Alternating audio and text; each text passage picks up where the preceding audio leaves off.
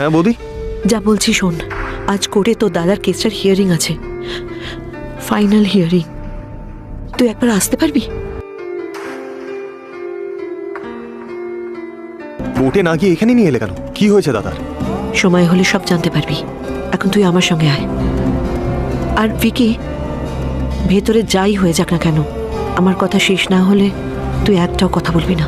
পাল বাবু, আমার স্বামী কোথায়? আজকে শাস্তি পাওয়ার দিন ছিল তাই পালিয়ে গেছে। কোর্টের সিদ্ধান্ত এলে পরে ওকে ঠিক খুঁজে বার করা হবে। মিথ্যে বলার একটা সীমা আছে। মিথ্যে বলে হসপিটালে ডেকে আমার স্বামীকে সেখান থেকে কিডন্যাপ করে কোথাও লুকিয়ে রেখেছে। পুলিশ এখনো অবধি কোনো অ্যাকশন নেয়নি, মানে ওদেরকেও কিনে রেখেছে। এবার তোমাদের সত্যি বলতেই হবে, কোথায় আমার স্বামী?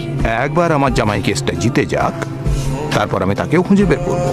দেখতে হবে লজ্জাবশত যেন আত্মহত্যা না করে বসে। তুমি কি করবে, কিভাবে করবে, আমি কিচ্ছু জানি না। আমি কোর্টে তোমার জন্য অপেক্ষা করব।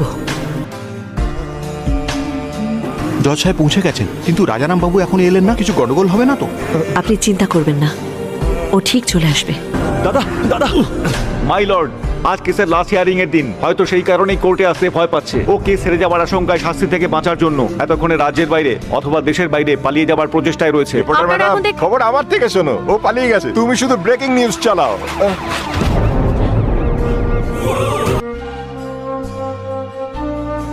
মাই লর্ড, কেস শুধুমাত্র মুখের কথায় নয়, বরং সঠিক প্রমাণ হাতে নিয়ে তবেই লড়া উচিত। প্রমাণ আছে আমার কাছে। মাই লর্ড, আমি মহেশ।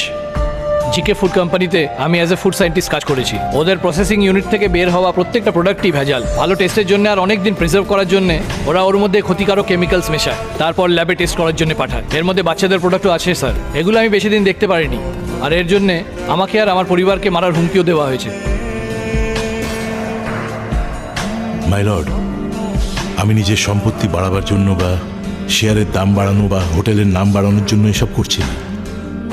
আমি এসব লড়াই করছি আমাদের পরবর্তী প্রজন্মের ভালোর জন্য।